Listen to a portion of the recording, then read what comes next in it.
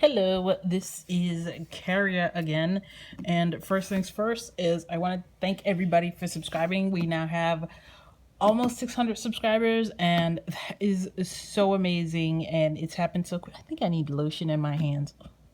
All right, and it's happened so quickly, and I'm just overwhelmed by how amazing and how sweet everybody has been.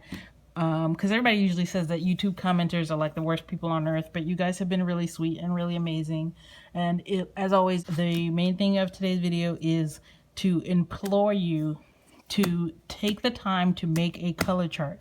This color chart, I did one for, this says Polychromos, but this is for the Albrecht. I did this with for the Albrecht Dürer. This color chart took me about, I think, 3 hours, maybe a little bit more. For the Albrecht Dürer, and then another 3 hours for the Faber Castell. So it was 6 hours invested in making the color charts all together. It was totally worth it. As I've mentioned in the past, you get to meet the colors, but really, how else are you going to know the difference between, you know, gray 2 and gray 4?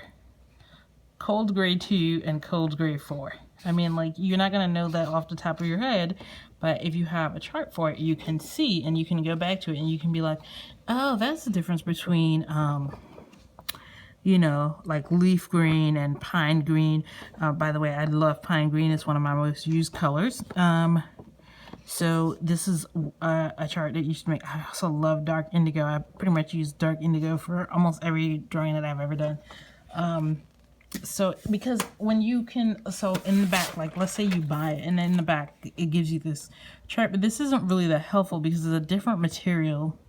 And then when you lay them down, and it's also, this often just has the number. Sometimes they don't even have anything, like the one that I have for the Caran d'Ache Luminance. There's not even anything on there. It's just the actual colors laid out. So when you take the time to make yourself a color chart, you have it in a format that you know, and you know your own hand, and it gives you time to practice with your medium. If your medium is watercolor, or this is watercolor pencil, or color pencil, or markers, and it gives you a chance to sort of practice the light, medium, and dark. And whatever color chart you make, you should always do a light, medium, and dark at the very least, or you can do like a gradient. I'm going to link in the comments to where I got this from, but I personally think that this is one of the, I don't think I've seen anybody really talk about the importance of a color chart, but if you want to really enjoy, like, you know, for this is coloring, so we do this for enjoyment and for relaxation.